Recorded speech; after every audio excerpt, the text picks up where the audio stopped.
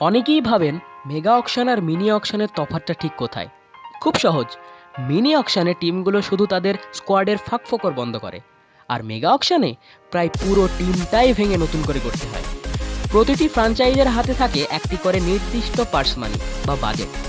এর মধ্যেই মেলাতে হয় দেশি বিদেশি স্টার প্লেয়ারদের অঙ্ক, আর এর সাথেই আসে সবচেয়ে বড় ট্রাম্প কার্ড আরটিএম বা রাইট টু ম্যাচ। ধরুন আপনার প্রিয় প্লেয়ারকে অন্য টিম কিনে নিল, কিন্তু শেষ মুহূর্তে আরটিএম কার্ড ব্যবহার করে পুরনো দমেই তাকে আবার নিজের টিমে ফিরিয়ে আনা যায়। এই একটা নিয়মেই বদলে যায় পুরো নিলামের অঙ্ক। কিন্তু এই নিলাম কেবল টাকা ওড়ানোর জায়গা নয়, এটা সম্পূর্ণ একটা মাইন্ড গেম। নিলামের টেবিলে লড়াইটা শুধু খেলোয়াড় কেনার নয়, প্রতিপক্ষের বাজেট খালি করে দেওয়ারও হয়। একে বলে প্রাইস বাম্পিং। কোনো প্লেয়ারকে কেনার ইচ্ছে না থাকলেও প্রতিপক্ষ টিম যাতে বেশি টাকা খরচ করে ফেলে, তার জন্য কৌশলে দাম বাড়িয়ে দেওয়া হয়।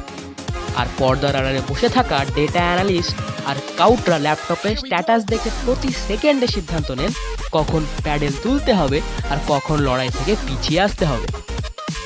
মেগা অকশনের আসল সার্থকতা কিন্তু শুধু 100 কোটির স্টার প্লেয়ারদের ঘিরে নয়। আসল ম্যাজিক ঘটে তখন যখন কোনো অচেনা আনক্যাপড উঠতি প্রতিভা মাত্র 20-30 লাখ টাকার বেস প্রাইস থেকে সোজা কয়েক কোটির ক্লাবে পৌঁছে যায়। যেমন রিঙ্কু সিং, যশস্বী জয়সওয়াল বা মায়াঙ্ক যাদব। এদের মতো রত্নদের চিনে নেওয়াটাই একটা ভালো স্কাউটিং টিমের আসল পরীক্ষা।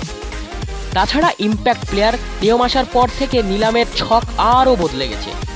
এখন শুধু অলরাউন্ডাররা নয়, স্পেশালিস্ট বোলার বা ব্যাটারদের জন্য নিলামের তুমুল লড়াই হয়।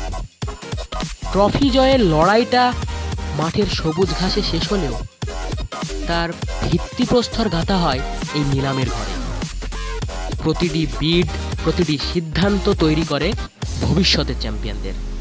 তাছাড়া আপনার পছন্দের আইপিএল দল কোনটি এবং এবারের মেগা অকশনে কোন প্লেয়ারকে আপনারা দেখতে চান, কমেন্ট করে জানান অবশ্যই।